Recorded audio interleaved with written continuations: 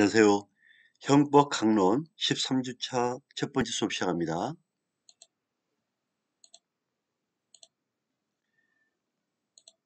이 시간에는 피고인과 타인이 타인의 임야지의 임목을 나무를 벌채하는 공사를 완료하면 그 벌채한 원목을 타인에게 인도한다는 계약을 체결하였고, 그 후 피고인이 타인의 계약상 의무를 이행하여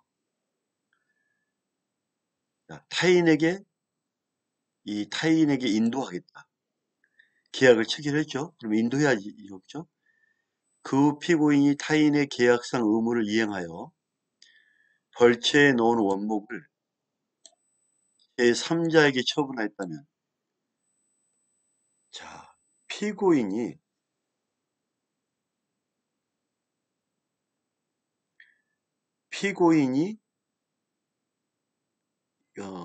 임목을 완료하면 그 임목을 인도한다고 했는데, 이 피고인이 타인의 계약상 의무를 이행하여 벌채워 놓은 원목을, 그러니까 이 원목은 타인의 것이죠. 타인의 것을 3자에게 처분했단 말이에요. 이건 계약 위반이죠. 자, 점유는 누가 있죠? 점유는 피고에 있지만 권리는 타인이죠. 그 권리 행사를 방해했다 이거예요. 점유를 하지 않았지만 타인의 권리, 인도 청구권을 보호해 줘야 되는데 타인에게 3자에게 넘김으로써 권리 방해죄를 침해했다. 권리 방해를 했단 말이에요. 권리 방해를 했다. 다음, 무효인 경매 절차에서 경매 목적물을 경락받았다. 경매 절차는 국가에서 하잖아요. 그죠? 자, 그러면 어찌됐든 간에 경매 절차를 통해서 받았어요. 자, 그 경매 절차가 연유가 많겠지만 절차 진행을 통해서 합법적으로 받았단 말이에요. 이거는 낙찰자의 점유는 적법한 점유죠. 그죠? 그 명백한 무효인 경매 절차에 대해서 피해자는 배상 청구를 하더라도 어찌됐든 간에 선의에 이 경락자는 적법한 절차로 받았단 말이에요. 따라서 그 점유자는 권리행사 방해죄에 있어서 타인의 물건을 점유하고 있는 자, 그래서 이 경매 절차에서 경락을 받았다면 적법한 점유다. 그죠? 왜냐하면 국가에서 운영하는 합법적인 경매 절차는 합법이잖아요. 그죠? 적법한 점유이다. 이렇게 보시면 됩니다. 자, 323조 권리행사 방해. 타인의 점유, 타인의 권리, 자, 타인의 점유나 권리의 목적이 된 자기의 물건, 자, 내가 가지고 있지만 이미 다른 사람의 점유고 권리의 목적이 돼버렸단 말이에요. 물건, 전자기록 등 특수매체의 기록을 취거, 은닉, 공개하여 타인의 권리 행사를 방해한 자면 5년 이하의 징역 또는 700만 원 이하의 뭐한다? 벌금에 처한다. 권리행사 방해죄는 타인의 점유 또는 권리의 목적이 된 자기의 물건에 대하여 타인의 점유 권리의 목적이 된 자기의 물건에 대해서 타인의 권리 행사를 방해하는 죄. 타인의 점유 권리 행사에 된 내 물건. 그래서 물건에 대한 타인의 내 물건에 내가 처벌해버린 거예요. 점유나 권리를 무시하고. 그러니까 쉽게 말하면 타인의 점유나 권리를 무시한 거예요. 그래서 타인의 권리 행사를 방해하는 범죄다. 이렇게 보시면 됩니다. 타인의 권리 행사를 방해하는 범죄다. 이게 권리 행사 방해죄다.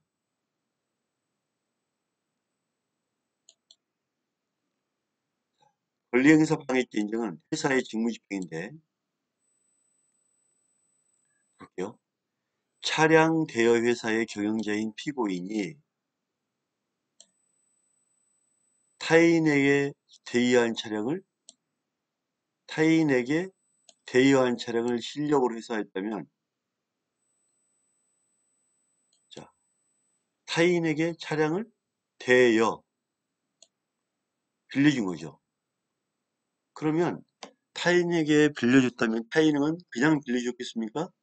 일정한 점유와 권리를 사용할 권리를 인정해서 빌려준 건 말이에요. 즉 타인에게 일정한 기간 동안 점유와 타인에게 일정한 기간 동안 권리가 있단 말이에요. 근데 내가 이걸 처벌했다면, 실력으로 강제로 했다면 정당행위에 해당하지 않고 뭐가 성립한다? 권리행사 방해가 성립한다. 왜냐하면 타인에게 일정한 기간 동안 점유와 권리가 있기 때문이다. 타인에게 일정한 기간 동안 점유와 권리가 있기 때문이다. 그 다음 주식회사의 대표이사인 피고인이 직무집행행위로서 타인이 점유하고 회사 물건을 취급하였다면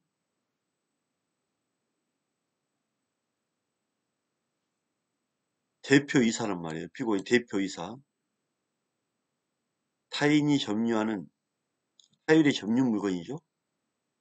회사의 물건이죠. 근데 타인이 점유하는 회사 물건을 강제로 취급했다면 타인의 권리 점유와 권리를 피해를 준 거죠. 타인이 점유하는 물건 점유와 권리를 피해를 준 거니까 피고인에게 뭐가 성립한다? 권리행사 방해죄가 뭐한다? 성립한다.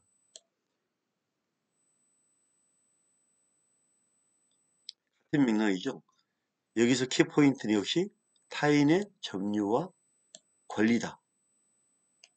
타인의 점유와 권리다.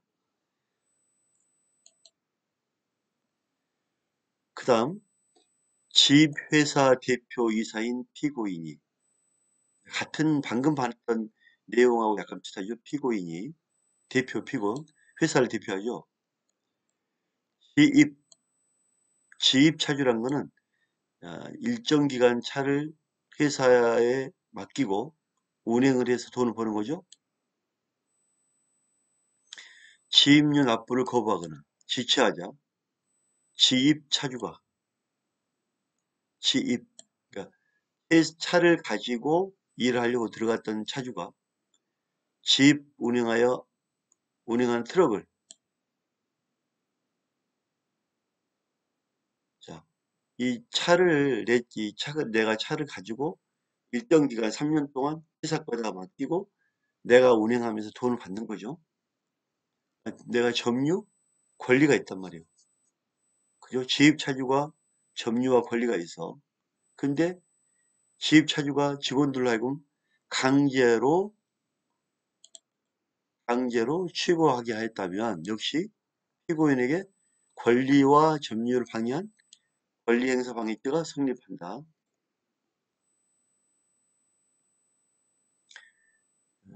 운수회사 직원인 피고인이 회사 대표와 공모하여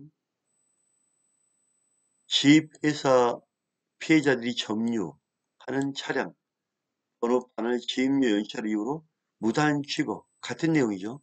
위에와 같은 내용이에요. 역시 권리 점유와 권리를 방해했기 때문에 권리 방해를 한 것이고 형법상 정당행위는 해당하지 아니한다. 자동차는 등록 명의자가 소유자이다.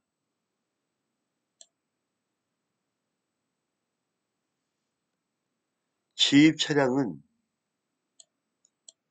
지입 회사 명의로 등록이 되기 때문에 지입 회사가 소유자이며 대표가 회사의 직무를 수행하죠.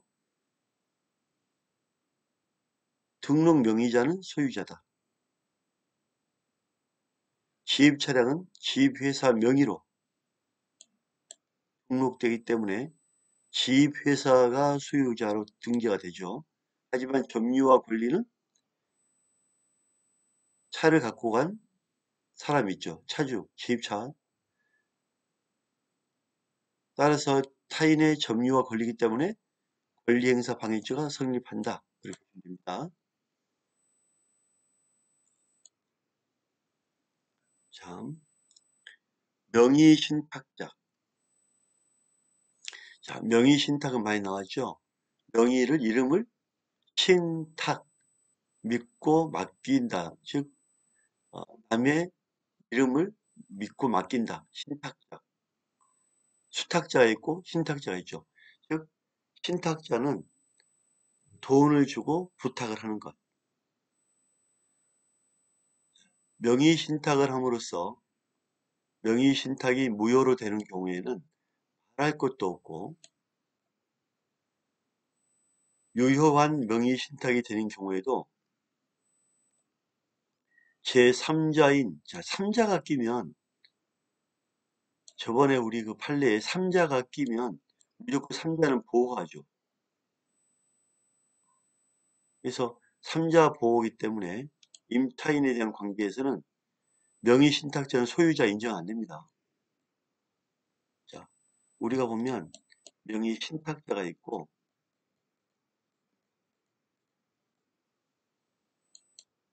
수탁자가 있어요.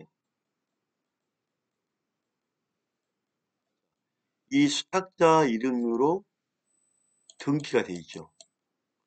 누가 봐도 외관상 수탁자가 등기가 되어 있기 때문에 주인으로 본단 말이에요. 이거는 어찌됐든 간에 두 사람 관계를 인정을 해요. 신탁과 수탁은 두 사람 관계이기 때문에 인정을 하지만 인정을 한다 하면은 보호되죠, 보호. 이 관계는 보호되지만 등기를 보고 제3자, 제3자는 모르잖아요, 이거를. 모르기 때문에 수탁자의 이름 그대로 그냥 삽니다. 구입을 합니다. 제3자가. 자, 그러면 어찌됐든 두 사람 관계에서는 신탁자 권리를 보호하지만 제3자는 신탁자가 있는 걸 몰라요. 모르기 때문에 역시 신탁과 수탁 관계가 없단 말이에요. 그래서 이 부분은 이렇게 보호가 됩니다. 제3자 이렇게 보호가. 제3자인 부동산 임차인 관계에서 명의 신탁자는 소유자가 안 되죠. 어느 뭐로나 신탁한 부동산이 권리 행사 방해에 있어서 말하는 이 신탁자의 물건이라고 할 수 없습니다. 제3자 보호이기 때문에 명의 신탁자는 내부적으로 수탁자에 대해서는 소유자이지만 외부적으로 제3자에 대해서는 뭐한다?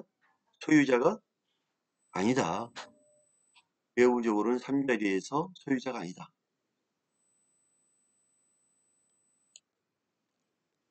이 내용이 계속 나옵니다. 명의 신탁과 수탁자는 두 사람 관계잖아요. 대외적으로는 모르잖아요. 그죠? 자, 명의 신탁자는 명의 신탁함으로써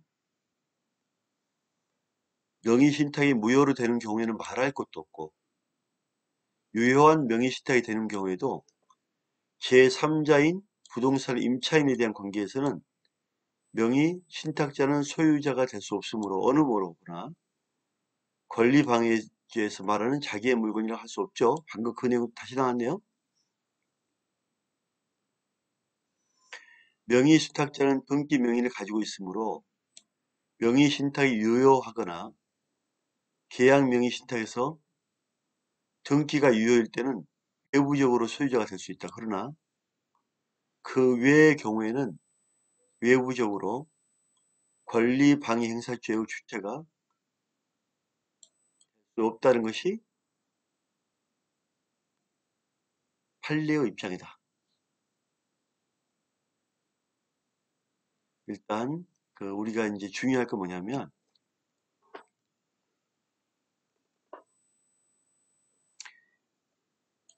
A가 신탁자, 방금 그랬던 거 신탁자,